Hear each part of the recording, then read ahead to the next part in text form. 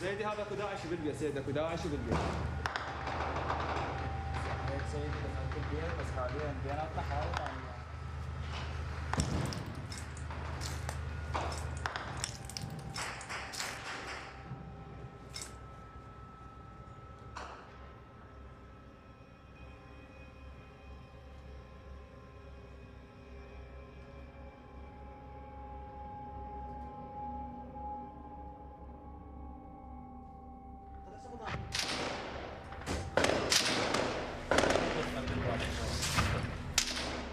هذا البيت انتبه راح لا ترمي خويا انتبه دير بالك من هذا البيت لا على هنا شمال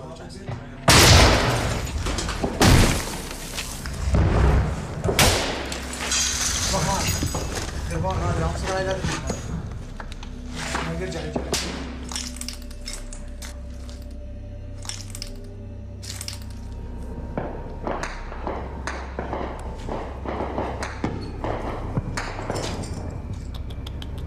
سوي صوت.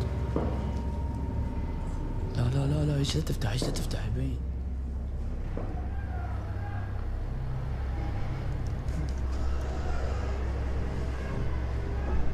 خلي لا تعب.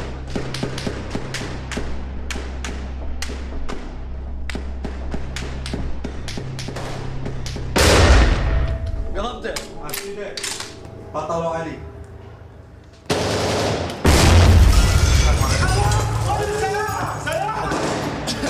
جيب بصاد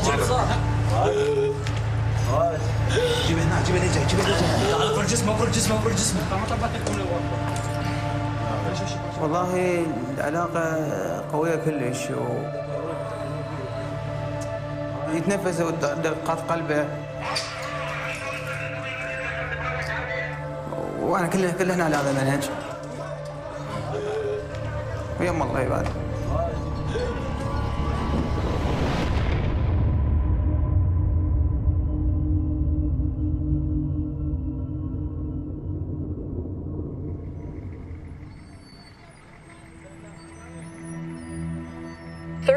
Years after the U.S. military invasion, the country still faces profound challenges, none more dire than the threat posed by the Islamic State.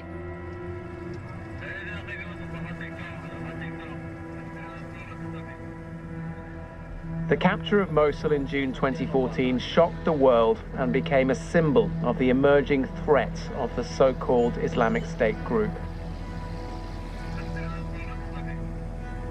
There are over 1 million civilians in Mosul. ISIS is not letting them leave. It's using them as human shields. They're describing a life of torture under the Islamic State's brutal rule. The Iraqi Prime Minister has announced just moments ago the offensive to take back Mosul is now underway. ISIS recognizes that there is a big battle ahead for Mosul, Iraq's second largest city. This is the place where IS proclaimed its caliphate. Here it was born. And here, Iraqi forces say it will die.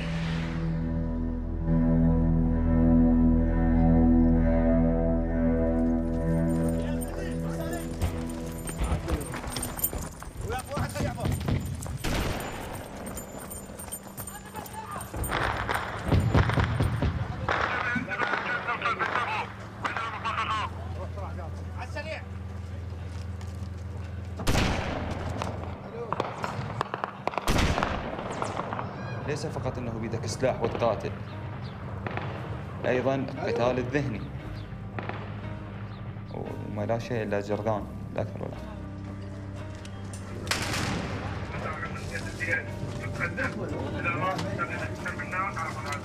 احنا أصدقاء من البداية يعني مفتوح ها؟ بعض الأحيان يعني ننحصر احنا من أشخاص ينقذ جماعته.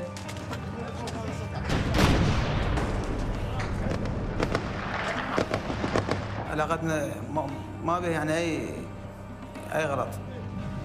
شين صار تعال. أنا دوري قناص. القتلة أفرح يعني أنا جدا سعيد اللي أقتل يعني أشوفه قدام عيني. يعني يصير ونسة عندنا مو تقول حرب إنما زفة عرس يعني عندنا.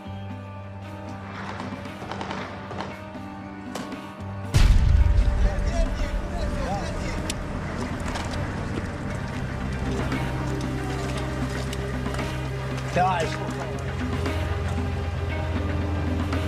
ان شاء الله لين نخلص على داعش بالعراق.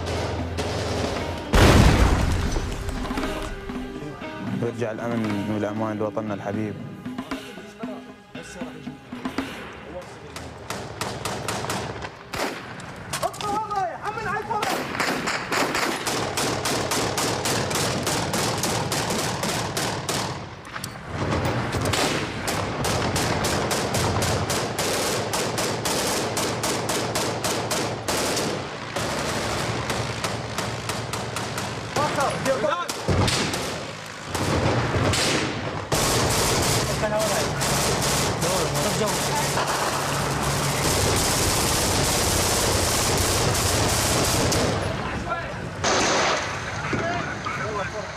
طبعا الصراحة هي هاي العوائل اللي تقول عليها موالين الداعش ما راح يعترفون بهذا الشيء.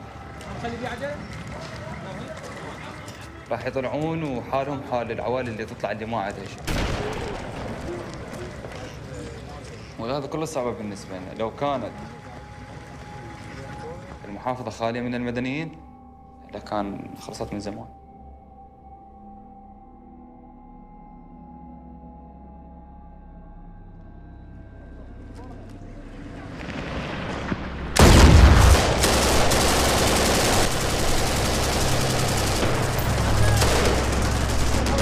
داعش ما نلعب. افتح الباب. افتح الباب. جيش عراقي جيش عراقي. اطلع عليهم يلا عسل.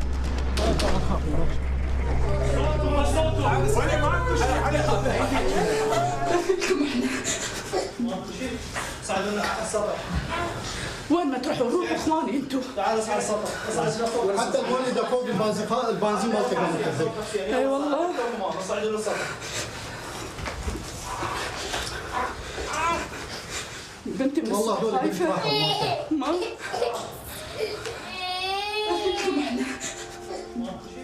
صعدوا على السطح.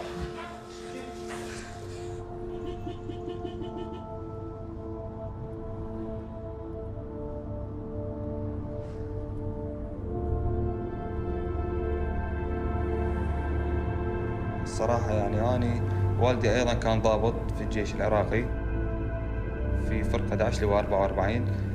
تعرض لحادث إرهابي قريب من بيتنا. خلوا له طبعا عبوة لاصقة بسيارته. طبعا أنا كنت بكلية الهندسة.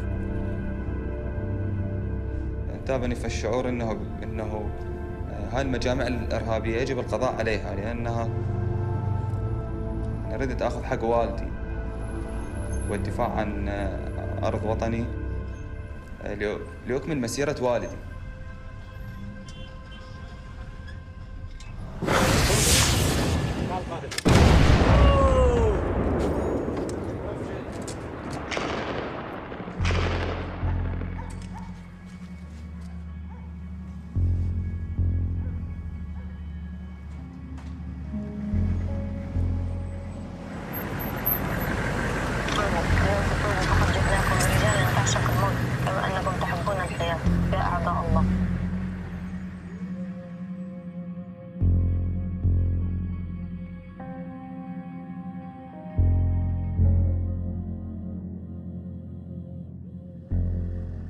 ساعات أبو عمارة في هذه الحياة الدنيا الفانية قد باتت معدودة. قاعدين على الجهاد. صيتك كده نشوفوك قاعدين على الجهاد اللي كان. نكون في الجنان مع النبي صلى الله عليه وسلم. والله يتقبلني وأذهب إلى الجهاد. كان أبو عمارة عندما يشاهد ما قمنا بتصويره يبتسم ويقول: هل سأشاهد الإصدار وأنا في الجنة؟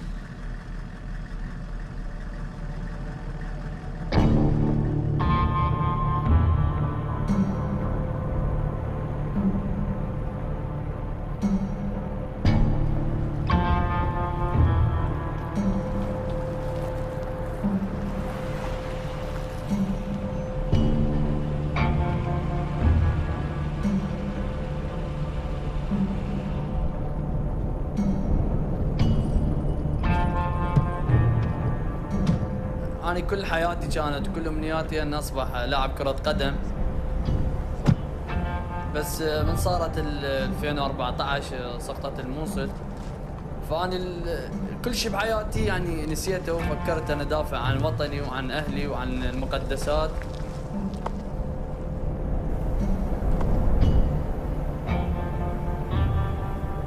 يعني إذا واحد يسألني يعني اللي يقتل الطفل يعني شنو، اللي يقتل المرأة، اللي يقتل المدني، شيء كافر لا يعرف دين ولا يعرف الرحمة ولا قيم ولا مبادئ عندهم. والحمد لله والشكر أنا تحققت أمنيتي، قاتلت بالموصل.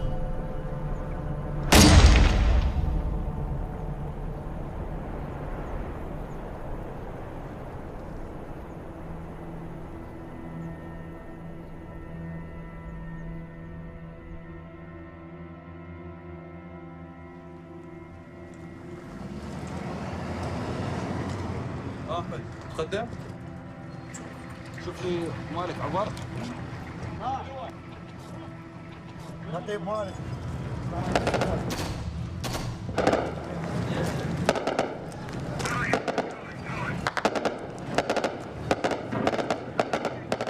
كنت اني الرجل الاول بالفريق. ايضا اخذنا المنطقه وخلصنا، بقى بس شارع واحد ماكو فتحات بالبيوت، فانجبرنا انه نطلع على الشارع.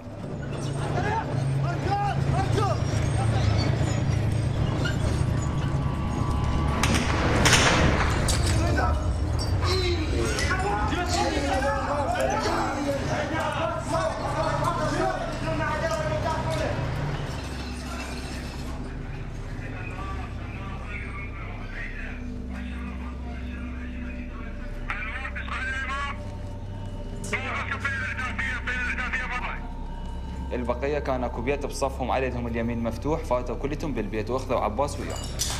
وسطه وسطه لا لا لا سيارة سيارة حمود جيد دبيناك سيارة جماعة ورميك السنة ارجع سيارة شوريك ما عندي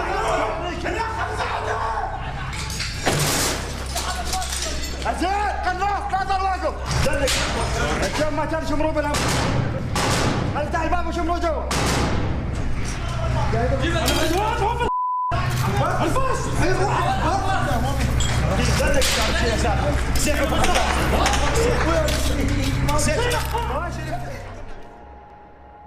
يعني لو كان مستهدف ملازمه ولا المار كان الحظيرة كلها انتهت. يعني هو ما يعني شلون اقول لك، مو تقول بين ضابط بيناتنا كأخ، يعني أخ إنه أخ كبير. الحمد لله الله وفقنا يعني.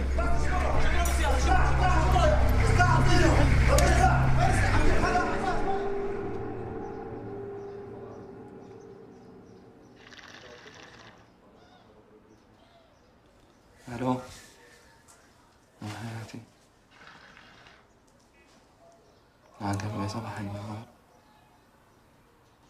حبيبتي مالك الغالية، يما في وحدك.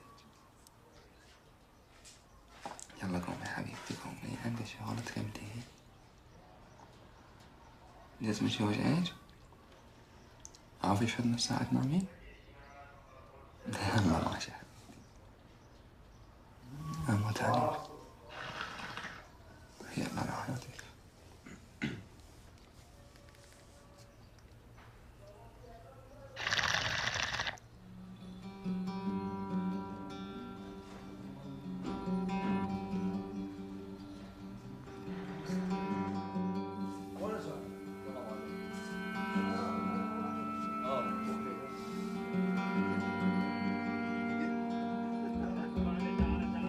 فوق لو جوا لا جوا نتريق، سويت لكم شاي. ابو ليلى شوف صور لنا مقعد سريع. ابو ليلى وين؟ بعد جمال بعد ما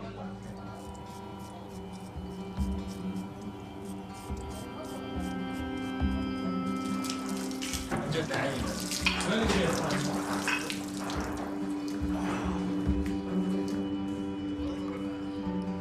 القتال يعني شلون نقول 24 ساعة هو وياك بالقتال يعني، وهو حظيرتنا نفسية نفس المكان ويانا وينام ويانا سوا واكلنا سوا، فتطورت العلاقة والعلاقة كلش.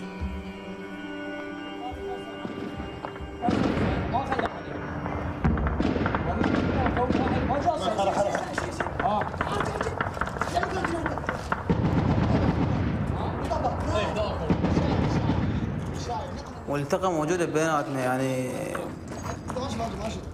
أي مكان احنا نريد موجودة الثقة بيناتنا وهاي ثلاثتنا.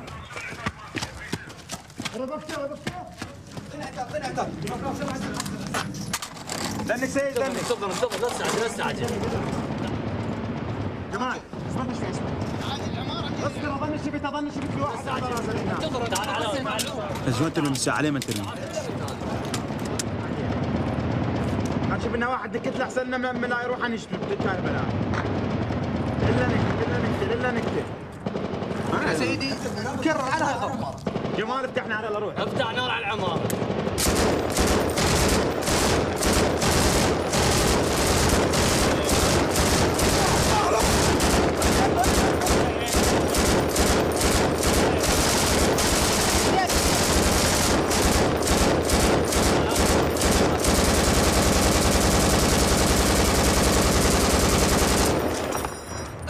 نزل راسك هسه. ويا امجد الله يرحمه ويا جمال ما نحس يعني مهمومين او ضايجين او خايفين، لا نطب بضحك ونطب بضحكه ونسه يعني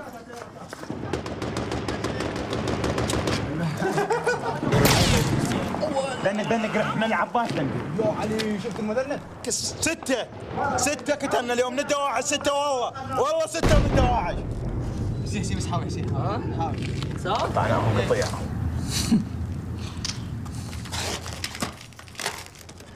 هذا شغله معزوفه. صورت مجد؟ ما صغير؟ بس حسين السمع بلا عباس دوب. شوف التصوير. لا يا اخي انا حبيت بورتي بيها مذنب شوف تلقاها غير واحد. اي هاي ممتاز.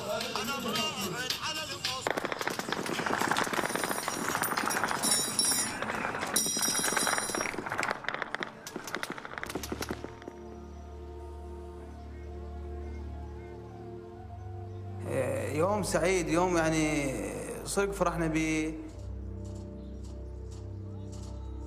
امجد قام شال موبايله فقال ما دام فرحنا هواي خلينا نصور مقطع فيديو ذكريات هذا انه هواي.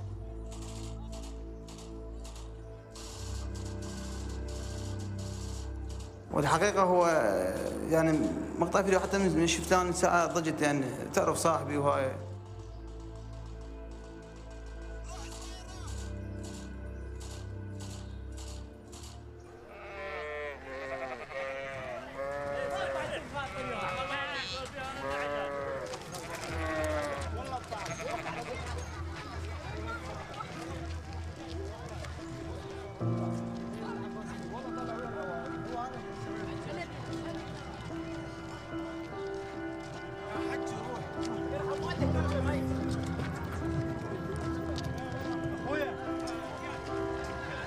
وضعيتهم كلش اذوهم الدواعش، كلش اذوهم.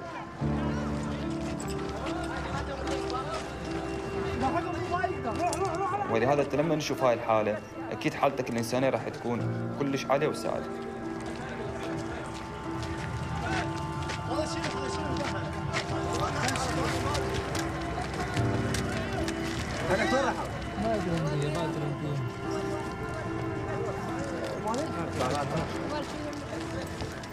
ارجع قلت لك لا تتحرك ارجع.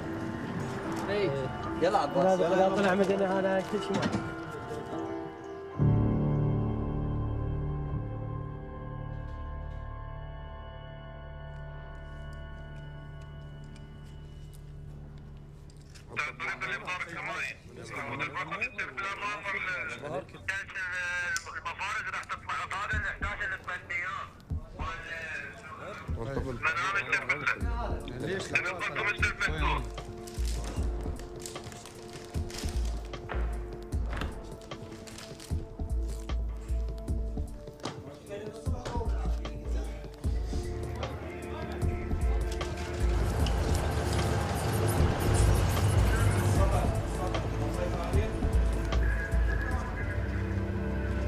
المدرسه.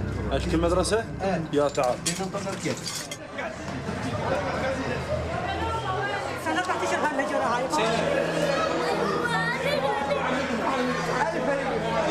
يلا حبيبي يلا جوا ناس يلا اول غرفه بس انت مش روح مالك علاقه بس امشي روح هناك وقف لي. لما وصلنا للمدرسة لقينا عدد هائل من العوائل. فتوقعنا انه الدواعش موجودين بهاي المدرسة لانه لقينا بها عوائل.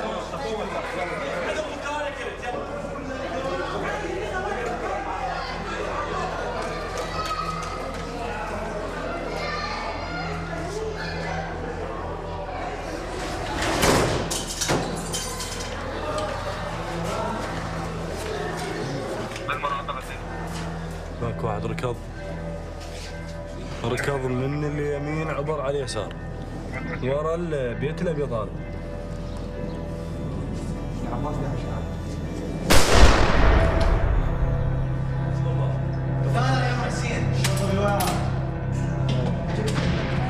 استنى نقرا قدامك ختم. سكتت انا ما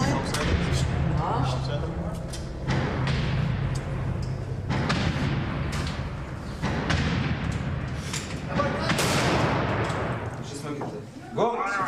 آسف. ايش صار لكم هنا بهالمدرسة؟ هاي 3 أيام. هذول اللي قاعدين منو بيهم بالدواعش؟ إذا كذبت؟ أقول لك الحقيقة عمي؟ أي. عمي والله ما بيهم ولا واحد من الدواعش. هذول اللي قاعدين جوا. قاعدين جوا، أخذها وياكم بكم. أسلقك سلق إذا طلع واحد بيهم. إيه. وأني أعرفك واحد بس جاي أسألك. إذا راك واحد منهم دقوا حاسبه، لأن أنا نعرفك واحد جوا يمكن هسه. نعرفه. فقول لنا بيه قبل ما تستأذن، ترى موتك تموت هنا. تعرفونه والله أنا ما أعرفه، والله أنا أعرفهم ذول كلهم قرايبي، ولد عمي وأخوي. وصلنا لحد المدارس وسيطرنا على المدارس وانتهى واجبنا. روح. نداء على جهاز الاتصالات، شافوا العجلة المفخخة وبالمعالجة شافها فقال له أنا أقدر أعالجها بس أريد عنصر حماية وياي.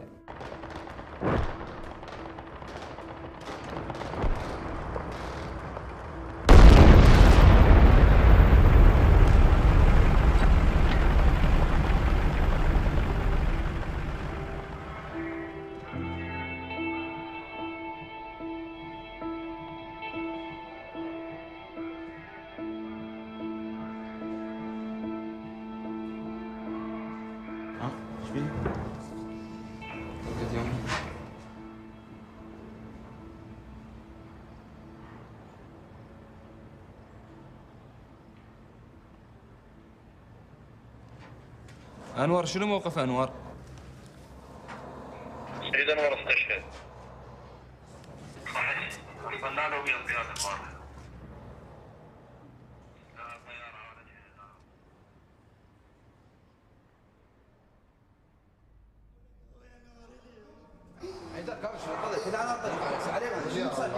قول يا الله. قول يا الله. لك ليش مالي طلعت ليش؟ يا ابويا ولك اول ضاق الفصل هو نور اخويا.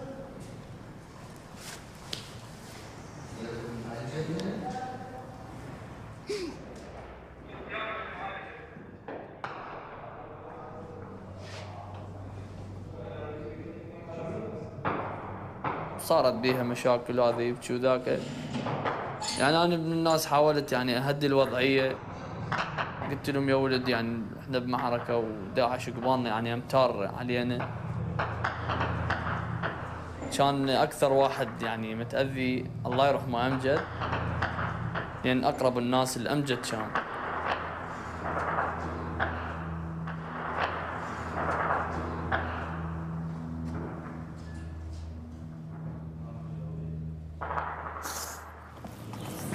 كان بالنسبة لي يعني أنا ما أقدر أوصف نوري يعني أخوي وفقدته والله ما يعني مش أقول عنه ما والله بطل أحد أبطال السرية الأولى.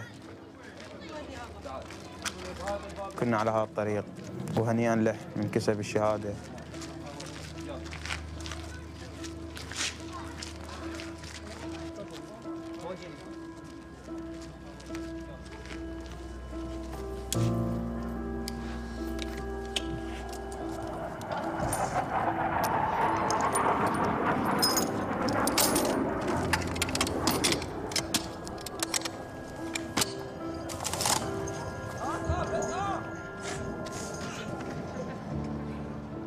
انت كضابط واكو برقبتك المعية مالتك اللي هم الجنود. كل واحد اكيد عنده عائلة، عنده ام واب، متزوج، عنده جهال، فذولا كلهم تخليها بحساباتك، لازم يعني تخليها قدامك. عمي انا قد السابع.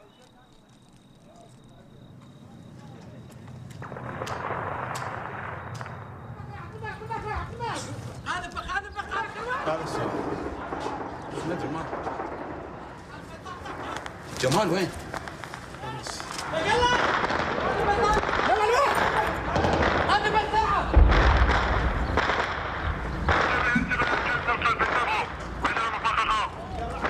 سيدي شفتها من هناك راحت على جهة اليمين اتجاه الفوج الثاني. وين؟ هي دير بالك زهير احتمال ترجع منا زهير.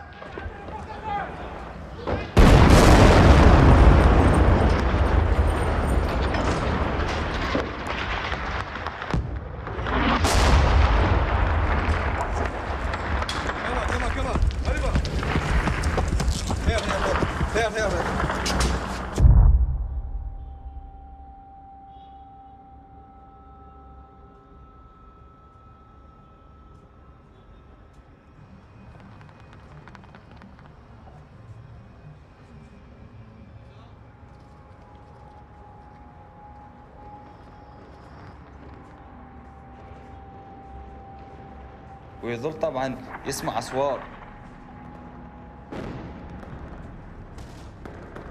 عجلة سريعة يتخيلها عجلة مفخخة، ويتخيلها صاروخ قاذفة وشيء من هذا القبيل.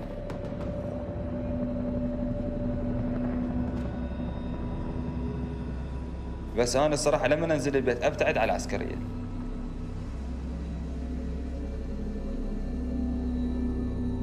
العسكرية اللي تغيرت.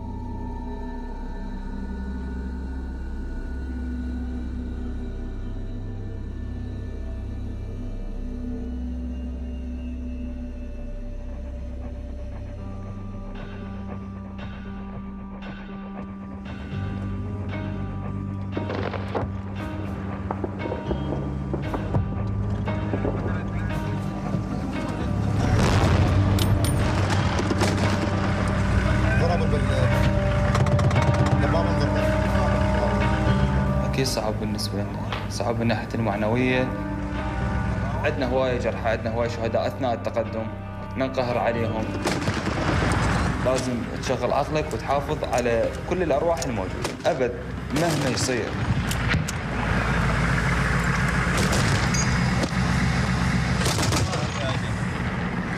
جمال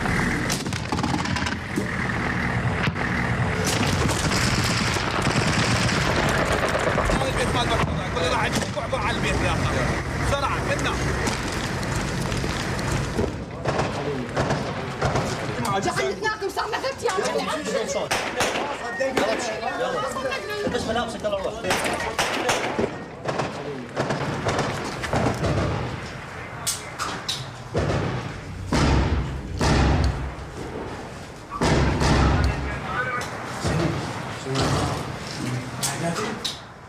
مرتضى البيت خدك مفتوح صحيح؟ رماية من عندك.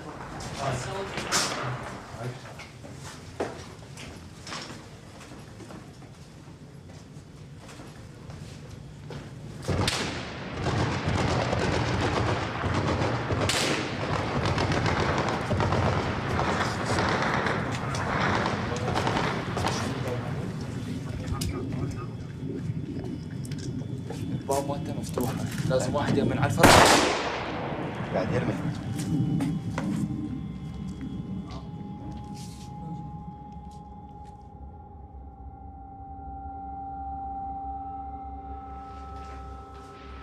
لا تكذب هسه شفتهم بالبيت هنا عندكم. السالفة؟ اي اقسم بالله ما شفناهم. شوف والله لا صدقك براشد من الصبح. استعجل.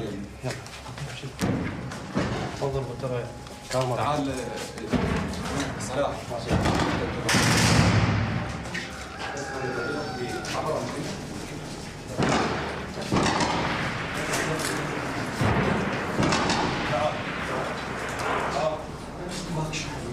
مو منا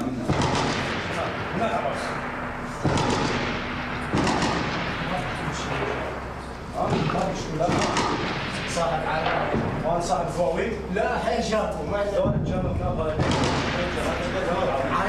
موجودين عوايل جوا. هسه نعبر منها اذا اجت اي طلقه افرغها براسك. يعني لا تحمل المسؤول يعني صاحب عائله واني يتيم. كافي خذيك امشي. اني طبعا يلا صاحب عائله لا تحمل.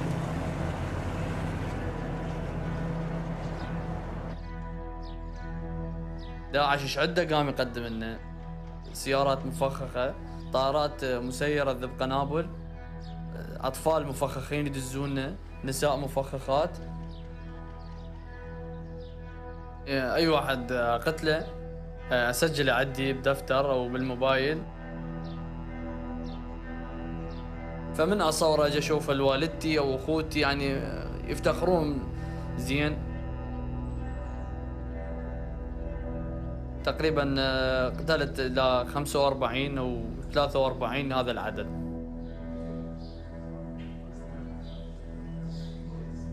الحمد لله والشكر احنا جاي نقدمه ان شاء الله اللي يرضى به الله.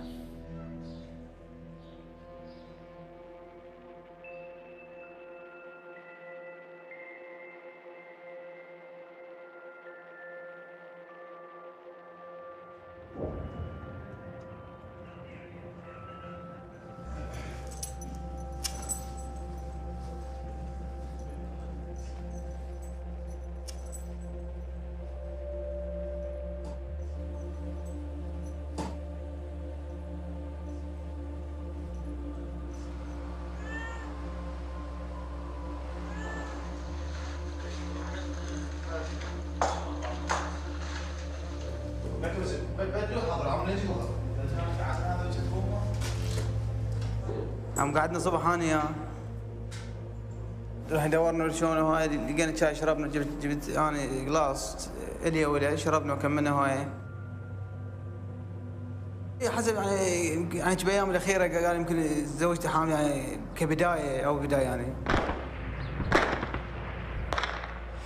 ما يعني 9 الا ربع 9 الا 10 هيك ما صار يعني الحادث.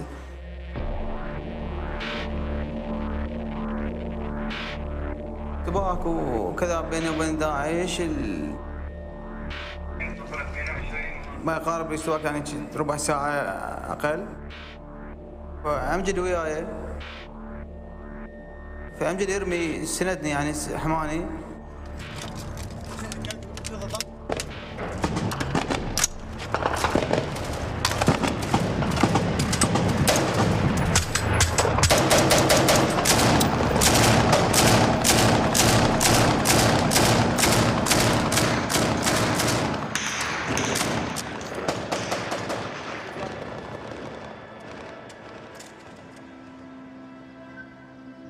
صوبت وقعت بالقاع.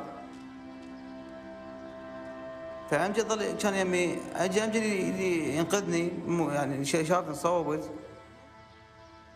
بركضت عليه مسافه عليه هو بعد يجي علي صحت عليه قلت له ارجع لا تجي لان اكو رمايه باتجاهي. فتعرف صديقك يعني وقع قدامك وهاي ما قدر على نفسه. انضرب طلقه قريبه يعني بصب يعني بقلبه.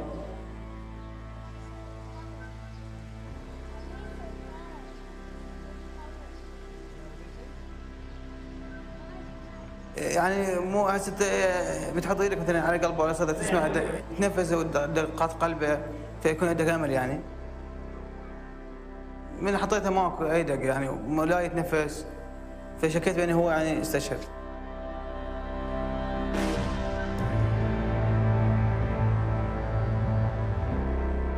بيوم وفاته الله يرحمه كان يوم عرسي يعني زفافي. ما أعرف شو أسوي. أنا إجازتي تمنيت هناك، يعني تمنيت وياهم أشوفهم، يعني لو أنا موجود يعني ما أخلي هذا الشيء يصير. ثار أمجد أنا أخذه مو واحد، ب5 دواعش.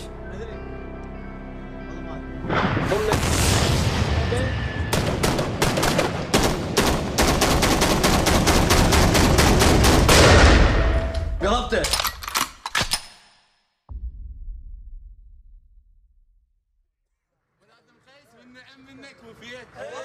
واضرب بالكلفات ما تلبس درع.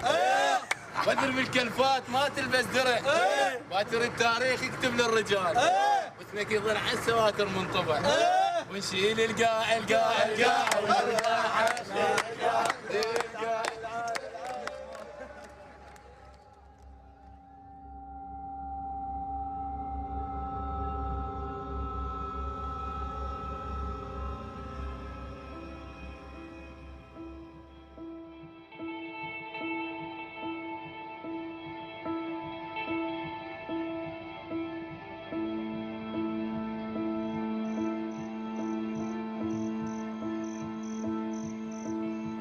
اول يوم ثاني يوم هيك يعني صرت احلام وهاي.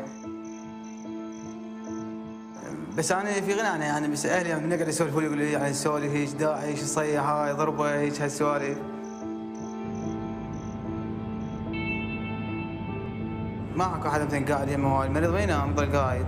دائما اتذكره واظل يعني اضوج عليه زايد وابكي عليه.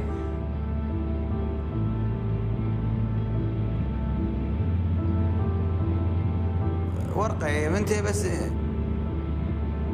وقعت بالقاع بعد هاي الامر انتهى، الامر انتهى.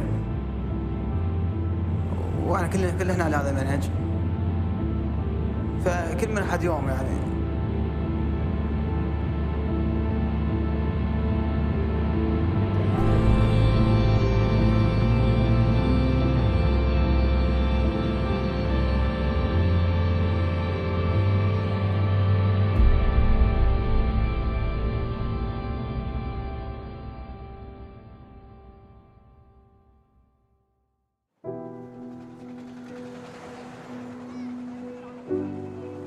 When we were in Yemen in May of 2017, we were the only foreign journalists that were able to get permission to enter the country.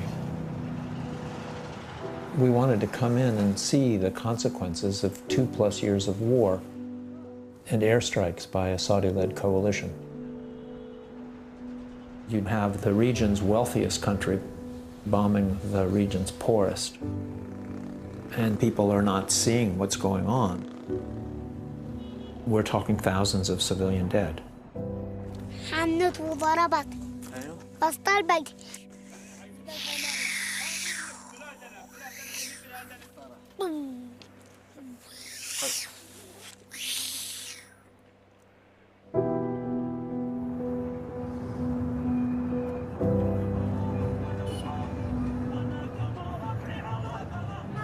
The current war began when the Houthis, the rebel group from northern Yemen, took the capital in 2014.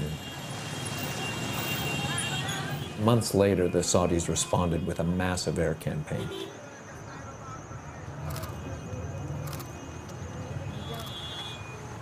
And there's a lot of blame to go around here. The Houthis have blocked aid shipments, they've detained and even tortured their opponents, and they've prevented human rights organizations from doing their work. But nothing has really caused as much death and destruction as the Saudi bombs. We went to the site of a funeral bombing. It had taken place late last year, and the Saudis say they mistook it for a gathering of Houthi officials. You were standing right here. أنا كنت مستقبل هنا. هنا كنت. بعدين كانوا من كثر الناس مليان، النار طارت على القاعة كلها. دخلوا الناس، أنا خرجت. دخلوا الناس، في ناس دخلوا من المسعفين من أسرتي كانوا خارج، لأنه دول ضيوف عندنا. دخلوا لداخل واستشهدوا بالضربة الثانية. لأنهم ما خلوهمش حتى يسعفوا. الضربة الثانية ضربت والناس داخلين يسعفوا الذي داخل. It was what's called a double tap. As people ran back inside to save lives, a second missile hit. About 150 people died there. 400 to 500 people were injured. This man says he lost 26 members of his family. The Saudis say this was a mistake, that they didn't intend to bomb a funeral. ليست غلطة ولا شيء. في ضربوا عدة عزاء. ضربوا عزاء. We were taken to other bombing sites by our Houthi minders. But the fact is, you can see the war in Yemen wherever you go. It's just not always immediately evident. We were in one supermarket in the capital, Sana'a, and it was a fairly well-stocked supermarket. It looked like a lot of supermarkets in the US. We then noticed that people were paying not with cash, but with coupons. عادوا أول شهر استلم فيه كسايم وجميع موظفين الدولة بدأوا أخذوا الكسايم هذا ولا إحنا لحد الآن 8 أشهر من غير رواتب. We ran into people who were working and hadn't been paid in many, many months. The whole banking system had pretty much collapsed, so the cash just wasn't there. That's just a small example of how you see the war affecting people's daily lives everywhere you go. It's not just the jets you hear overhead, or the buildings that are bombed, or the airport that's demolished. It's the knock-on effects of the war on infrastructure. When we came into town, what struck me right away was the amount of garbage on the streets. The garbage workers hadn't been paid in 8 months. The rains came, washing through the garbage, bacteria carried into the water supply, people drinking bad water, and they were hit by a cholera epidemic.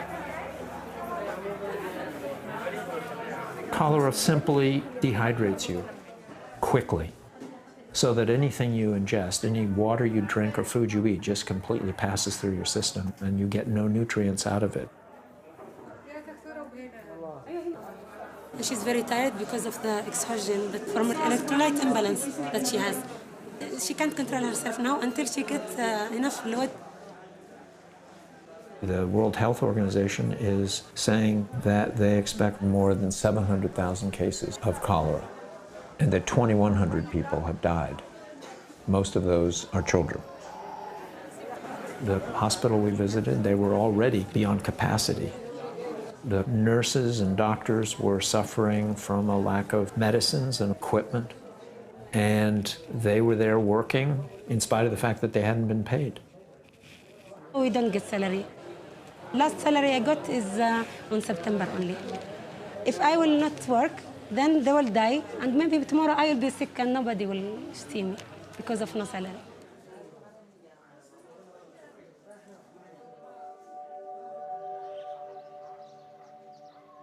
People often ask why the Saudis are bombing Yemen. It's a question for the Saudis. They'll tell you that the Houthis are a proxy of their arch-rival, Iran. And the Houthis are getting some Iranian support and training. But the extent is unclear. And certainly they lack the firepower of the Saudis. Parts of the country have been isolated because of bomb strikes on bridges. People on the ground in Yemen are suffering. They're caught in the crossfire of this war. In Hajjah, we went to a hospital and I met a nurse there who showed me pictures she had taken a day or two before of a young boy who came in severely malnourished and died. تتأثر وتزعل عليه لأن إحنا بنقوم بالواجب ونضل نحبه وفي الأخير يتوفى علينا ما يصبرش هذا.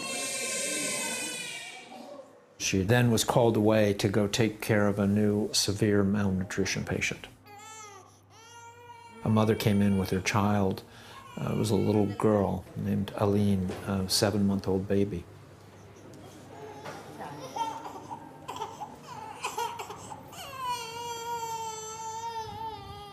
أكيد مشكلة الحرب، ما أنا مشكلة الحرب عامل أساسي سوء التغذية، وبتزداد من بعد الحرب. ازدادت سوء التغذية الحالات، ما عاد فيش تغذية. كيف معيشتكم في البيت؟ ما فيش. There were always malnutrition cases in Yemen, but the nurse told us that the number of cases had more than doubled since the war.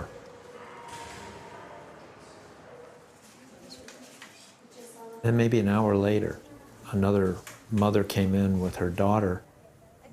Ruqayya, her name was a 5-year-old girl. Ruqayya had come from a IDP, an internally displaced persons camp that was quite a ways away up near the Saudi border, traveled several hours because the hospital up near her had been bombed. يعني عندهم مثلا في منطقة نائية ما بيش معاهم مواصلات، ما بيش معاهم زلط إنه بنتيجة الكوارث هذه ما بيش معاهم زلط إنه تنقلهم من منطقتهم للمنطقة اللي موجود مكانهم لهنا يضطر إنهم يجلسوا.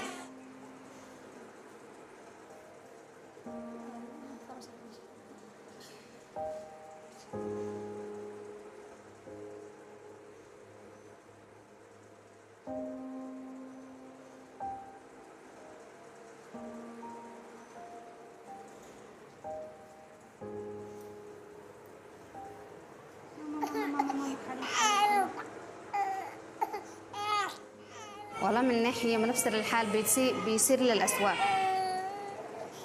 احنا بنقول في أمل إنه يصير للأحسن بس بيصير للأسوأ. الأمراض بتزيد وسوء التغذية بتزيد. مع الحروب بتشتد لأن ما بيخففوش الضربة على اليمن. بكله بيتحول في الأطفال. And who do you blame for the war? على الحرب. والله من ناحية الشعب ومن ناحية الدولة الخارجية اللي قامت تهجم على البلاد هكذا، يعني من الجانبين. أدي هي بدها تضرب الضعفاء، مو بدها تضرب غير الضعفاء فقط، لأني ما بش هجوم غير الأقوياء، ما بش ضعفاء هنا فقط، الفقراء والمساكين داخل اليمن.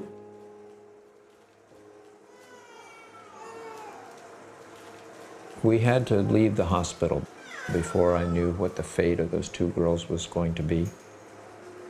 I don't know what happened to them. What I do know is that health workers in Yemen say that every 10 minutes a child dies of preventable causes.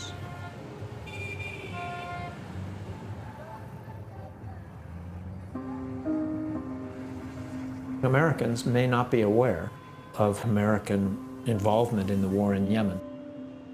But Yemenis in Sana'a and in northern Yemen certainly know where the weapons are coming from.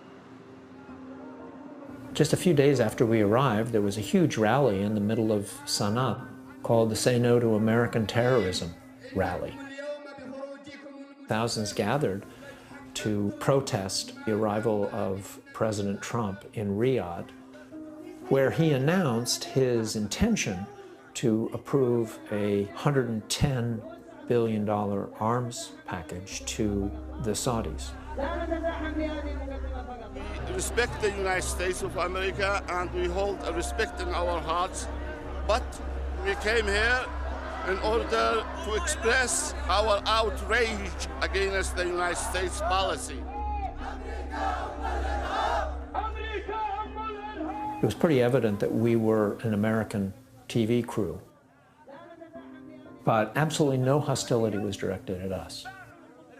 There was only a sense that our government was to blame, and ordinary Yemenis want the world to be aware of what's going on.